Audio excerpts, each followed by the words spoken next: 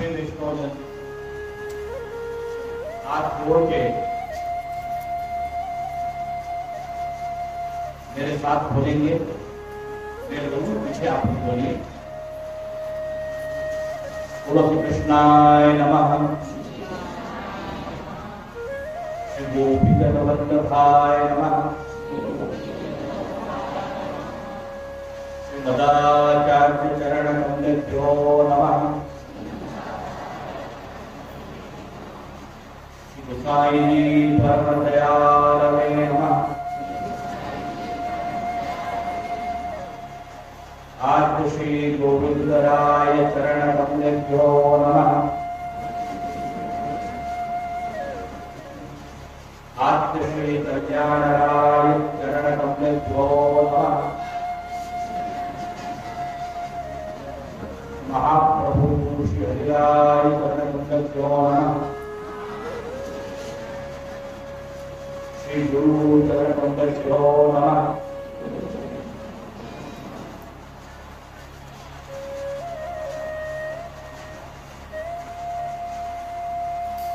औंदर्यं निजडगतं प्रकटितं श्रीमूर्तिभावात्मकं अनुरूपं जगतस्ततं तदगतं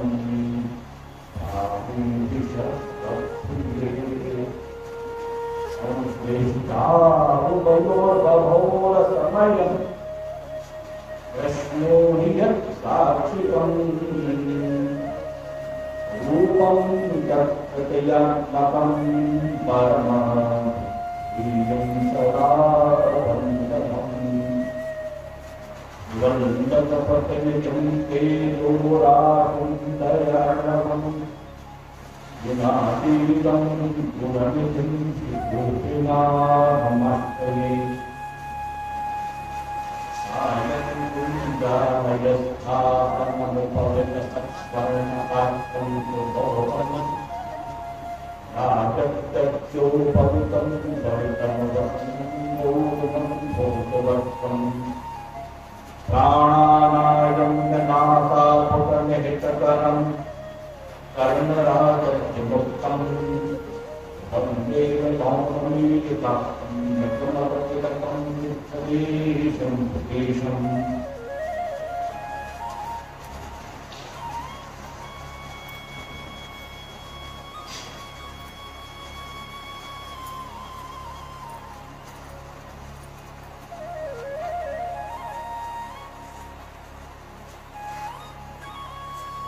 पुरुषोत्तम आनंद कंद परमानंद स्वरूप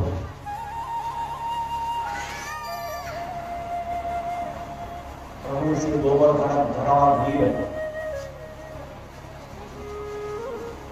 इस कोमल युगल चरणारविंद की रज को सेवन करने वाले आप सभी परम भगवती वल्लभ जी विष्णु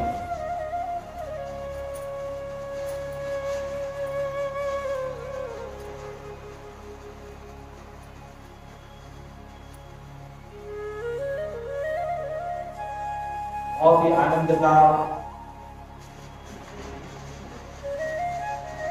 परमानंद का ये मास है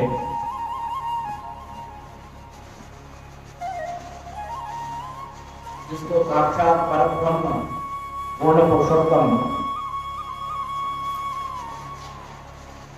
प्रभु ने स्वयं का नाम प्रदान किया और पुरुषोत्तम मास का नाम दिया।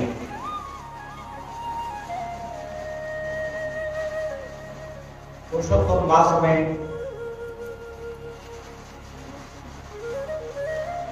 हम पुष्टि मार्ग में विष्णुओं का जीवों का क्या कर्तव्य है इस विषय पर भगवत कृपा बने कल कुछ प्रकाश किया गया।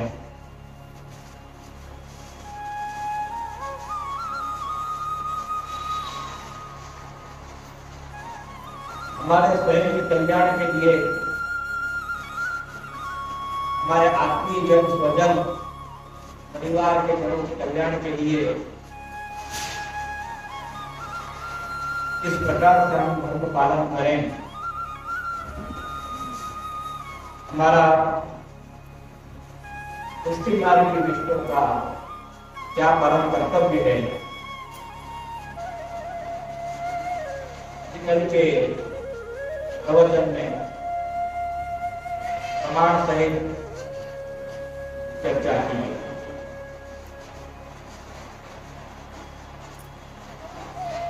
मर्यादा पार्क में जहां अनेक साधन कहे, उन साधनों के करने पर उनसे प्राप्त होने वाला फल वह कुछ अलग है और साधन कुछ अलग है। दान व्रत तप होम जप स्वाध्याय संयमी तो विविधा चाहिए ही, ये जितने भी प्रकार, जितने भी साधन धर्मशास्त्रों में बताए गए, तो कृष्ण भक्ति ही चाहिए। उन साधनों के करने से इस प्रकार से कहा गया कि श्री कृष्ण में, श्री कृष्ण की भक्ति ही प्राप्त होगी।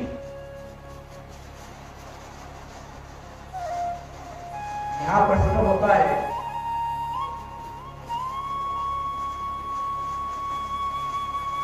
कि पुष्टि मार्ग में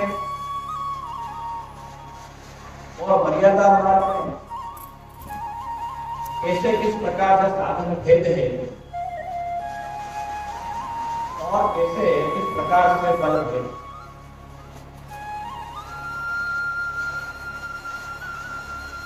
प्रश्न उठता है कि जब धर्मशास्त्र ये आज्ञा करते हैं, कहते हैं कि दान व्रत तप होम जप स्वाध्याय संयमी ही इनके द्वारा और अन्य विविध साधन कहे गए हैं, तो में कृष्ण की भक्ति प्राप्त होती जाती है।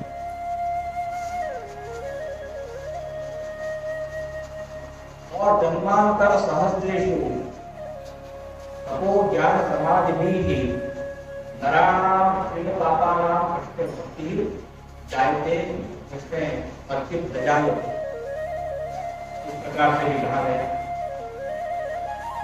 जन्मांतर सहस्रेषु, अनेक जन्म होने पर तपो ज्ञान समाधि भी, तप से ज्ञान से समाधि आदि अवस्था में बैठकर ध्यान करने से, उपासना करने से तपो ज्ञान समाधि नराणाम क्षीण पापानाम, जो ऐसा करता है साधन तो उसके पाप क्षीण हो जाते हैं, कृष्ण भक्ति उसे प्राप्त होती है। इस प्रकार प्रमाण देके यह प्रश्न उपस्थित किया गया। ये सब साधनों के माध्यम से भक्ति प्राप्ति के बात तो कही गई है।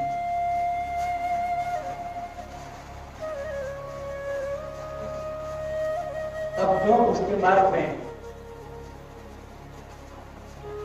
साधन अवस्था और फल अवस्था, सिद्ध अवस्था में भी ठाकुर जी की सेवा ही हम करें वो साधन है, और ठाकुर जी की सेवा ही प्राप्त हो ये फल है। तो फल और साधन कैसे एक साथ में मिलेंगे? यहाँ तो ऐसा प्रश्न उपस्थित किया गया कि शास्त्र की आज्ञा का निषेध है या आप इस आज्ञा को मानते हैं? तो जो भगवत सेवा के तारतम्य में इस प्रकार का शास्त्रार्थ होता है तो स्पष्ट बताया हमारे यहाँ भक्ति वर्धनी ग्रंथ की टीका में भी, श्री सुबोध विजय में भी और तत्वार्थ आदि ग्रंथों में भी कि भक्ति के हमारे यहाँ दो प्रकार कहे। एक मर्यादा मार्ग की भक्ति का प्रकार और एक पुष्टि मार्गी भक्ति का प्रकार। मर्यादा मार्गी भक्ति में जो सकल साधन कहे गए वे भी शास्त्र की आज्ञा गलत नहीं है, पर यह मर्यादा मार्गी भक्ति का फल भी तो मर्यादा मार्गी है।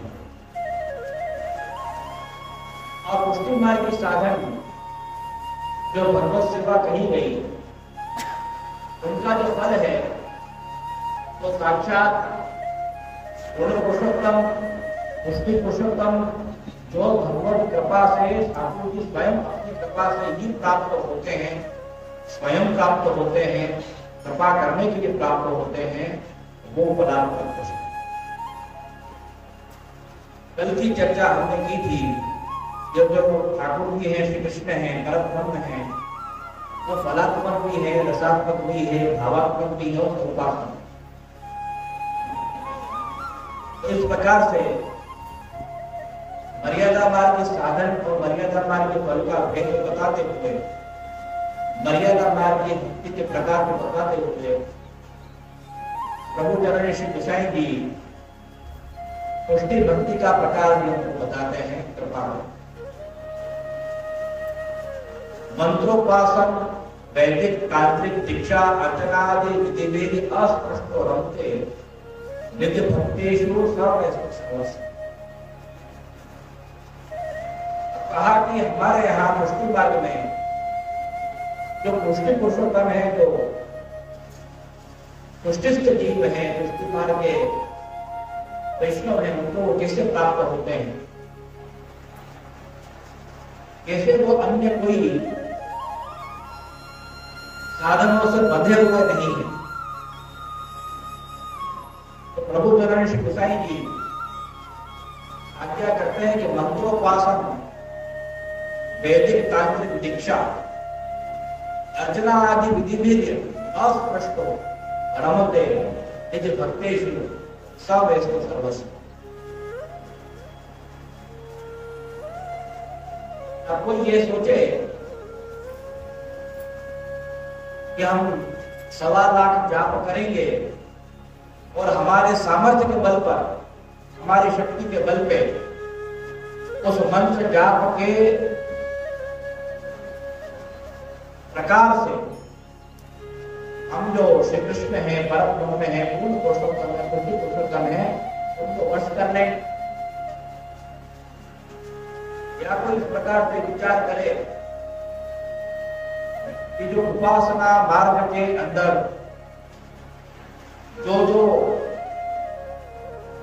क्रम बताया गया है, उन उपासना पद्धतियों के माध्यम से हम ठाकुर जी को वश कर लेंगे, या कोई प्रकार की दीक्षा, जैसे वैदिक दीक्षा होती है, विष्णु तंत्र आदि, वैष्णव तंत्र आदि की दीक्षा होती है, उनके माध्यम से हम कर्तृत्व, हम करते हैं, मैं करता हूं, मैंने किया, ऐसा हम भाव, करता भाव रख के हम पुष्टि पुरुषोत्तम को वश कर लेंगे। इस प्रकार से यदि कोई कर्ता साधक विचार करे तो ये सर्वथा असंभव है, इम्पॉसिबल। अर्चना आदि विधि आदि से अन्य भी तात्पर्य ले लेना, जो भक्ति मार्ग में, मर्यादा मार्ग में अनेक प्रकार के साधन करे हैं, उन अनेक प्रकार के साधनों के करते हुए और कर्ता के अंदर दीनता न रहे, मैं करता हूं ऐसा भाव रहे, मेरे करने से मैं ठाकुर जी को वश कर दूंगा, इस प्रकार से भाव रहे, तो वो उसके पुरुषोत्तम, उसके वश आने वाले अस्पृष्ट रमते निज भक्तेषु, जो अपने अंतरंग भक्त हैं, जो कृपा के जीव हैं, कृपा मार्ग के जीव हैं, उनके हृदय में जो रमण करते हैं, उनके हृदय में जो खेलते हैं, उनके हृदय में जो क्रीड़ा करते हैं, अस्पृष्टो रमते निज भक्तेषु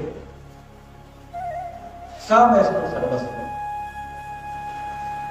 वे जो प्रभु हैं, वे जो श्री गोवर्धन नाथ जी हैं, वे जो श्री कृष्ण हैं, पुष्टि पुरुषोत्तम हैं, वे ही मेरे सर्वस्व। तो अब जितने साधन कहे गए थे वो सब साधन आप हम सभी उसके भक्ति मार्ग की जीव करते तो हैं, और वो साधन हम करें ऐसा भी बताया गया है। लेकिन सेवा के अंतर्गत उन साधनों को लेने से, सेवा के अंदर उन पूजन क्रम को लेने से, वो सब सेवा के अंग होने से, तो ठाकुर जी की कृपा को प्राप्त करने के लिए हम ये कार्य कर रहे हैं, या ठाकुर जी की प्रीति के लिए श्री गोपीजन वल्लभ प्रीत्यर्थ हम ये कार्य कर रहे हैं, इसी प्रकार का भी संकल्प लेके वैदिक आदि कार्य हमारे यहाँ। भाव उसमें ये रहता है कि ये सब कार्य कराने वाले भी आप हैं, इनमें जो त्रुटि रह जाए वो भी आपके नाम से परिपूर्ण हो, इनसे प्राप्त होने वाला यदि कोई फल है तो वो भी आप ही रहे, आपकी कृपा ही रहे। इस प्रकार से हमारे बुद्धि का ये परिवर्तन हो जाए।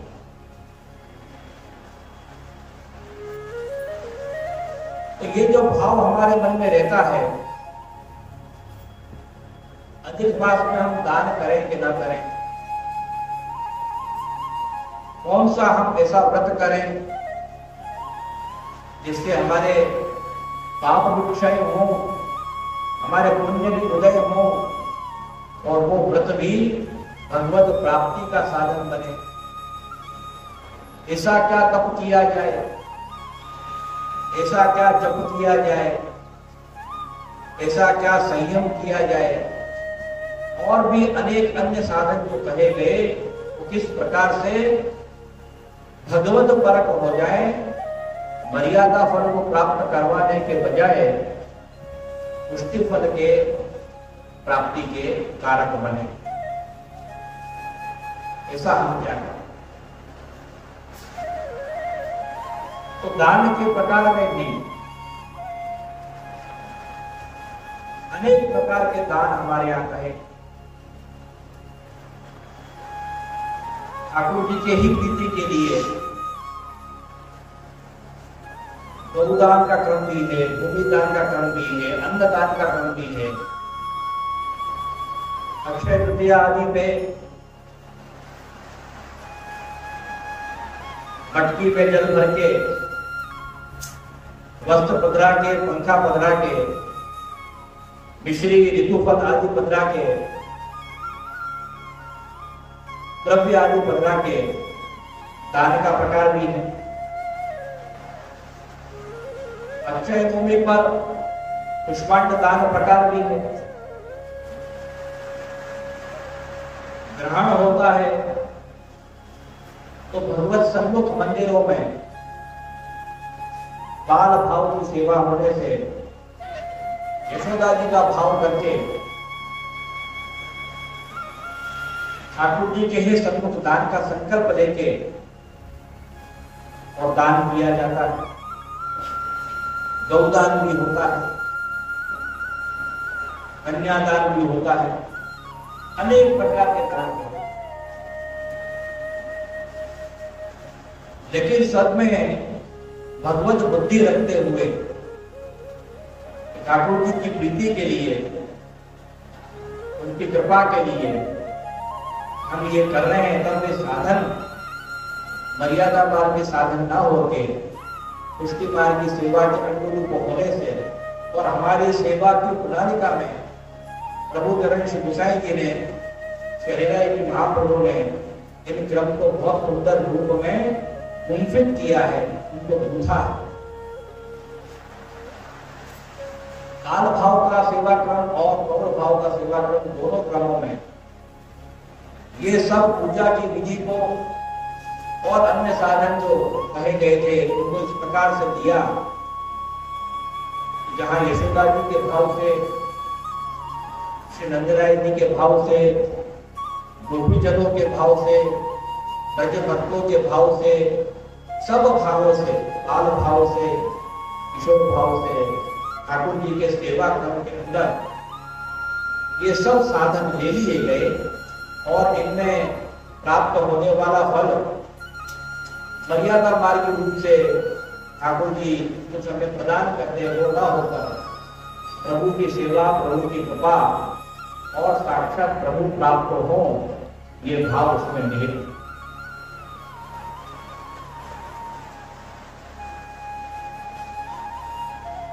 अनेक ऋषियों ने, मुनियों ने, असुरों ने मंत्र के जाप किए, तपस्या की, ध्यान किया, योग के साधन के माध्यम से चित्त की वृत्तियों का निरोध किया और कठिन तपस्या करके भगवान को प्रसन्न किए और कुछ सेकंड्स के लिए विष्णु स्वरूप से प्रभु का प्राकट्य हुआ और पूछा कि मांगो क्या करते हैं।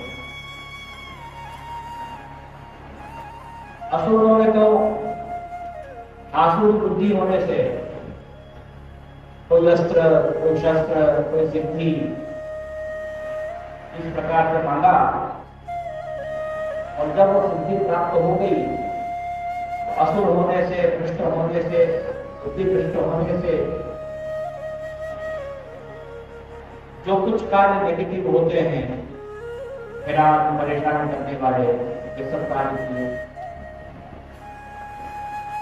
इंद्र ने भी तपस्या की, भगवान प्रसन्न हुए, कहा मांगो, मांगा कि कोई सुंदर स्त्री हमें प्रदान कर दो और अप्सरा गुरु को प्रदान की। उनके गुरु के पास पहुंचे, ये कौन है पूछा, ये तपस्या हमने की थी, भगवान प्रकट हुए थे, कहा मांगो तो हम इसको लिए। तो गुरु है बृहस्पति, उनका धिक्कार है तेरी तपस्या पे। जब भगवान प्रकट हुए, मांगना था तो उन्हें स्वयं मांगता, ये क्या मांगा। ऐसी तो हजारों लाखों सुंदर स्त्रियां योग बल पे, हमारे जप बल पे खड़ी कर सकते हैं, उपस्थित कर सकते हैं। तो जहां मर्यादा मार्गी फल के रूप में कुछ क्षण के लिए भगवत दर्शन हुए और मांगा भी नहीं गया,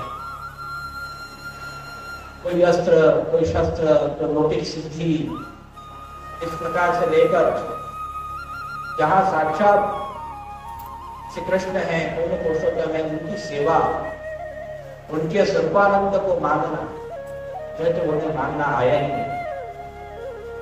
तो ऐसे मर्यादा मार्ग के साधनों से क्या लाभ? जो वस्तु मांगने की है वो तो मांगी नहीं है, और जब ना मांगने की है उसे मांग लिया। तो हम ऐसा क्या करें, क्या साधन करें कि हमें भगवत प्राप्ति हो। एक प्रसंग आता है, अनेक संप्रदाय में ये वार्ता कही गई है, उसके बाद में भी इसको कहा गया है कि किसी ने मंत्र जाप से, तप से, तपस्या से 12 वर्षों तक तपस्या की, और जब प्रभु के दर्शन हुए, कुछ क्षण के लिए हुए, तो तपस्या के बल पे ये मांगा कि मैं जल पे चल सकूं। इतना लंबा समय तपस्या करने के पश्चात जो मांगा गया कि मैं पानी में नदी पर चल सके। कहते हैं कि जब हमें भगवत जी मिले, भक्त मिले, जिनको तो ये सकल सिद्धियां भगवत कृपा बल से ही प्राप्त है, उन्होंने समझाया कि इतना लंबा समय जब उन्हें भगवत सेवा की होती तो साक्षात प्रभु को तो प्रसन्न करके उनको मांगता, ये क्या मांगा, जो कार्य हम कुछ पैसे रुपए देके नाव में बैठ के भी कर सकते हैं, तो जल पर चल के लोक प्रतिष्ठा, लोग कहें कि ये इतना सिद्ध है कि ये पानी पे चल के जाता है, इससे तुमको क्या लाभ होगा।